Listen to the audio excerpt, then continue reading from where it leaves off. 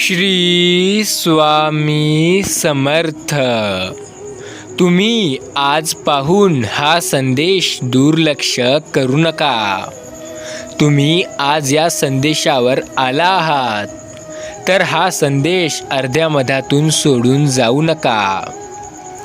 कदाचित आज जर तुम्ही हा संदेश पूर्ण ऐकलात तर तुमच्या आयुष्यात खूप मोठा असा बदल घडेल.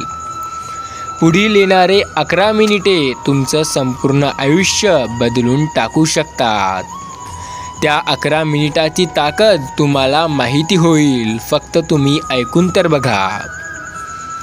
स्वामींना मानत असाल, स्वामींवरती विश्वास ठेवत असाल, त्यांची शक्ती तुम्हाला माहिती असेल तरच या चॅनलला सबस्क्राईब करा.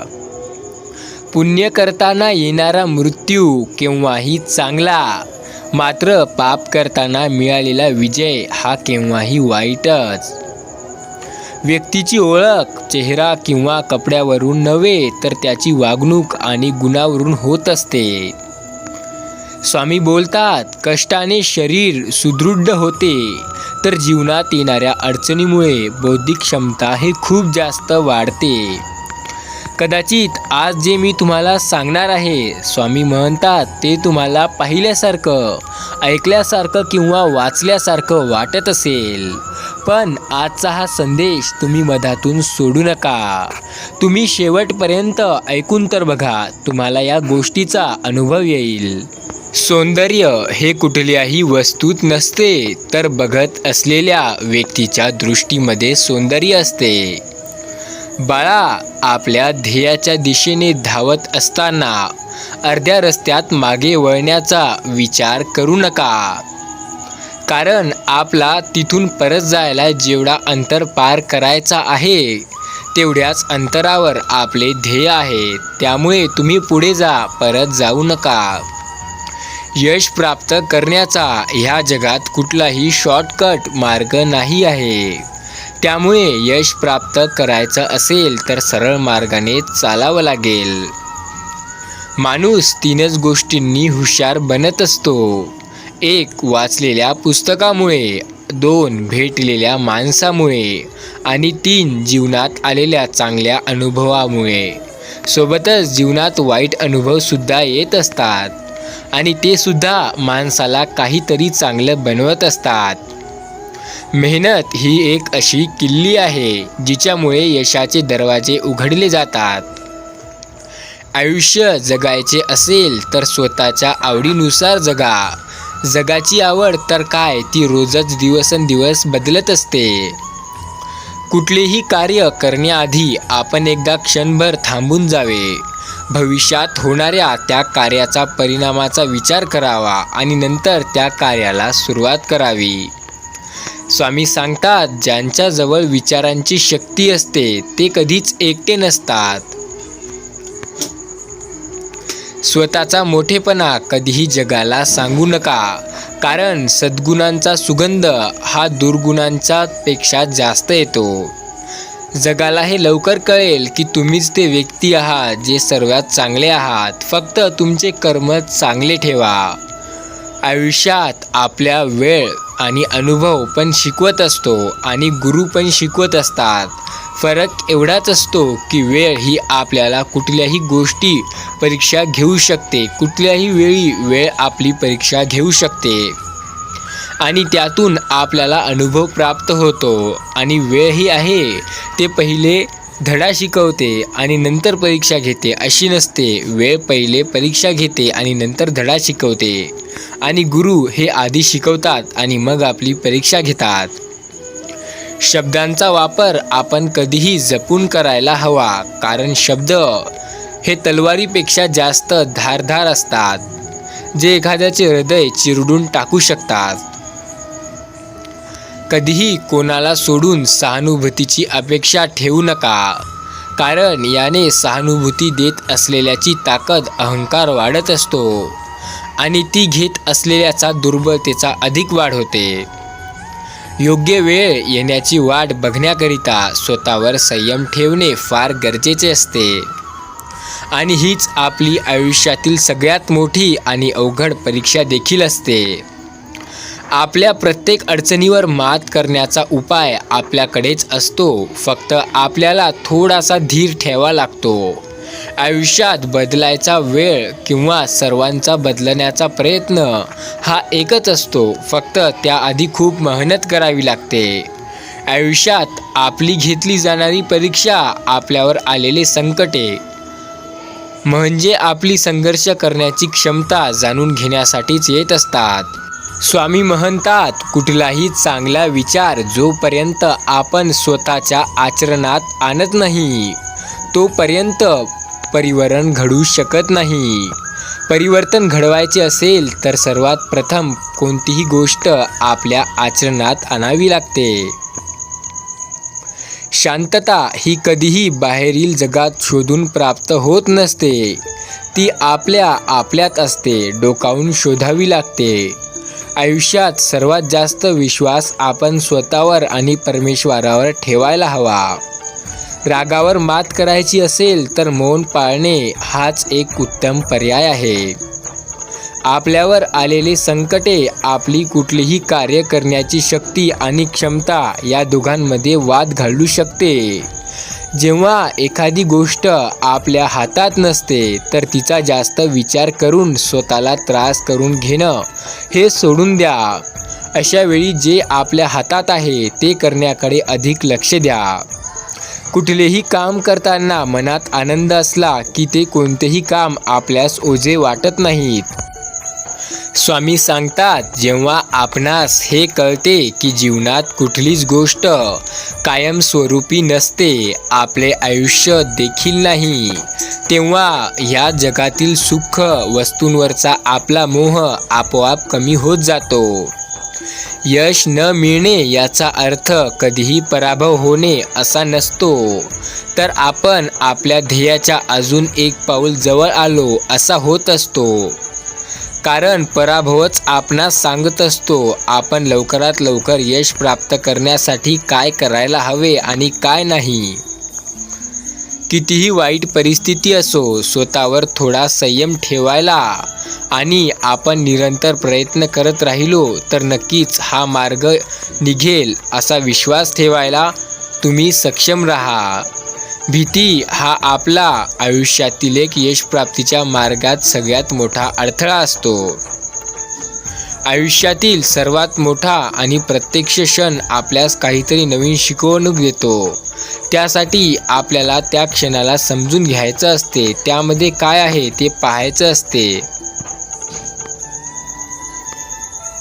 आपल्यावर आलेली वाईट वेळ हीच आपल्याला सांगत असते खरं कोण आपले आहे आणि कोण आपले असल्याचा नुसता दिखावा करत आहेत. आयुष्यात येणारं असलेलं संकटांना, अडीअडचणी आपण समजू नका. त्यांना तर आपण टाळूच शकत नाही, पण त्यांचा जिद्दीने सामना करून त्यावर मात नक्की करू शकतो. आणि हे तेव्हाच होईल जेव्हा आपण समस्यांना समस्यासारखे नाही बघाल. जेव्हा आपल्या खांद्यावर जबाबदारी पडत असते तेव्हा आपल्या शरीरातील आळस आणि कंटाळा हे आपोआप नाहीसा होऊ लागतो आणि आपल्या शरीरातील शक्तीत आणि क्षमतेत देखील दुप्पट पटीने वाढ होते. तुम्ही प्राप्त केलेले मोठे यश आणि जीवनात गाठलेले उच्च शिखर हे तुम्हाला त्रास देण्याचं तुम्ही काम करू शकतात, कारण त्यामध्ये तुम्हाला खूप सारे लोक जळत असतात आणि ते तुमचा फायदा घेण्याचा प्रयत्न करतील.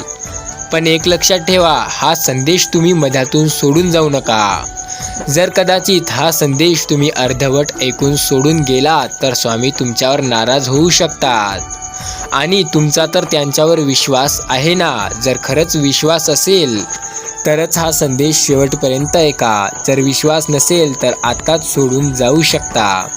स्वामी बोलतात, आयुष्यात एक गोष्ट लक्षात ठेवा, प्रत्येक समस्या, प्रत्येक अडचण काहीतरी मोठे आणि नवीन कार्य करण्याची आपल्यासाठी एक नवीन संधी घेऊन येत असते. त्यामध्ये आपण काहीतरी नवं करू शकतो. सुखाची खरी किंमत त्यालाच कळते ज्याने दुःखाचा मोठा डोंगर पार करून ते सुख प्राप्त केलेले असते. जेव्हा चहूबाजूने आपल्यावर अडीअडचणी संकटांचा वारा येऊ लागतो तेव्हा समजून जावे की आपण यशाच्या खूप जवळ पोहोचलो आहोत. फक्त थोडंसं संयम ठेवायचं आहे आपल्याला आणि थोडंसं कष्ट करून संघर्ष करायचे. जेव्हा सर्व जग, आपले कुटुंब, नातेवाईक तसेच मित्र देखील आपल्या विरोधात उभी असतात, आपली साथ सोडून देतात, तेव्हा समजून जावे आपण एकदम योग्य आणि उत्तम मार्गाने चालत आहोत. आयुष्यात एखादी गोष्ट आपल्याकडे असली आणि ते खूप वेळ किंवा खूप जास्त असली तर आपल्याला त्याचे मूल्य कळत नाही. पण जेव्हा एखादी गोष्ट आपल्यापासून हिरावली जाते तेव्हाच तिची खरी मूल्य, तिची खरी किंमत आपल्याला कळत असते. जेव्हा आपल्याला वाटेल की आयुष्यात खूपच दुःख, अडचणी आणि संकटे आहेत तेव्हा स्वतःला एकच शब्द बोला, ही वाईट वेळ, ही वाईट दिवसांची काळोखी रात्र पण लवकर निघून जाईल आणि चांगल्या दिवसांची पहाट लवकर उगवेल. कारण जीवनात कुठलीच गोष्ट कायमस्वरूपी नसते, मग ते सुख असो किंवा दुःख असो. अपयश चांगले दिवस असो किंवा वाईट दिवस असो हे येत असते. एक लक्षात ठेवा, जर यशस्वी व्हायचंच असेल तर चांगलं वाईट पाहू नका.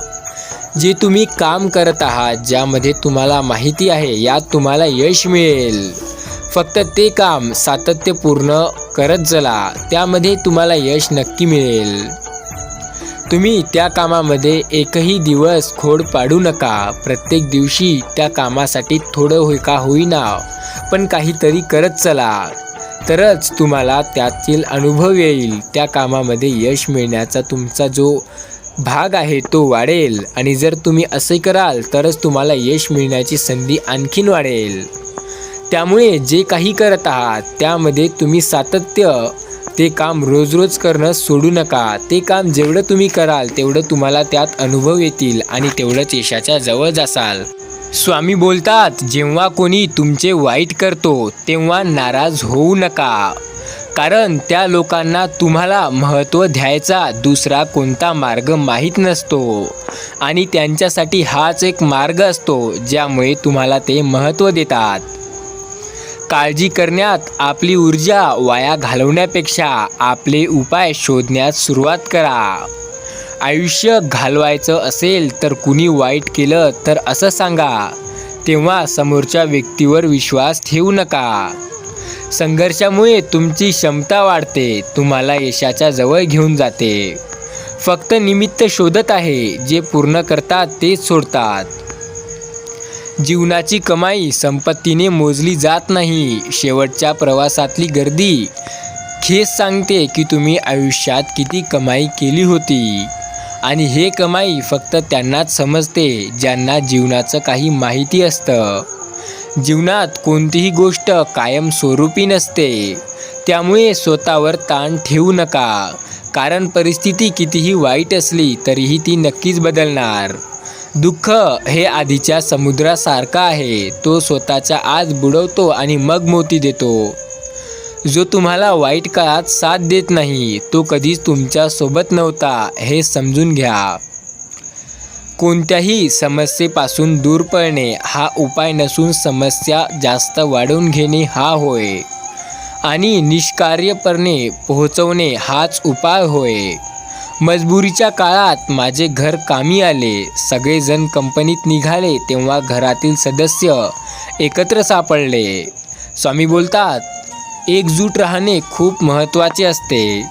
जेव्हा तुमचे तारे उंच असतात मग सगळ्यांचा शब्दाचा हिशोब होईल. स्वामींवरती विश्वास असेल तर पुढील 3 मिनिटे चुकवू नका. कदाचित चुकून हे 3 मिनिटे जर तुम्ही चुकवसाल तर आयुष्य भिकेला लागू शकतं. स्वामी तुमच्यावर खूप नाराज होऊ शकतात. स्वामी बोलतात, ते पूर्ण ऐकून बघा. आयुष्यात खूप सकारात्मक प्रभाव पडेल. आयुष्य बदलून जाईल. हृदय रोज म्हणते की मला कुठल्या तरी आधाराची गरज आहे. मग मन सांगतं, तुझी गरज आहे फक्त ते म्हणजे फसवून. तू लोकाला बोलतोय, लोक तुला येतायत, भेटतायत आणि तुला फसवून जातात. फक्त तू एक लक्षात घे, विश्वास त्यांच्यावर ठेव ज्यांनी तुला अडचणीच्या काळामध्ये साथ दिली आहे. पुस्तकाशिवाय शिकवलेले धडे त्याला जीवन म्हणतात आणि जे धडे पुस्तकात शिकवले जातात ते जीवनात कामी येतात, पण केव्हा येतात त्यांची एक वेळ असते. आणि जे धडे जीवनात शिकवले जातात, जे आयुष्य आपल्याला धडे शिकवते, ते आपल्याला जिंदगीभर साथ देतच असते. तुमचे स्वप्न पूर्ण करण्यासाठी येथे कोणीही नाही. प्रत्येकजण आपलं नशीब आणि स्वतःचंच वास्तव घडवण्यात गुंतला आहे. आता तुम्हाला जागं होण्याची गरज आली आहे. उठा, जागे व्हा आणि संघर्ष करा, मेहनत करा, तुम्हालाही यश मिळेल. आपली शैली जगण्यासाठी उत्कटतेची आवश्यकता आहे. परिस्थिती नेहमी वाटून राहील. आयुष्यात अशा लोकांपासून नेहमी दूर राहा जे तुझ्यात नसलेली अशी कमतरता सांगतात, जे की तुझ्यात नाहीच. स्वामी बोलतात, हसत राहा, दुःखी असण्याबद्दल काय? आयुष्यातील अडचणी दूर होतील.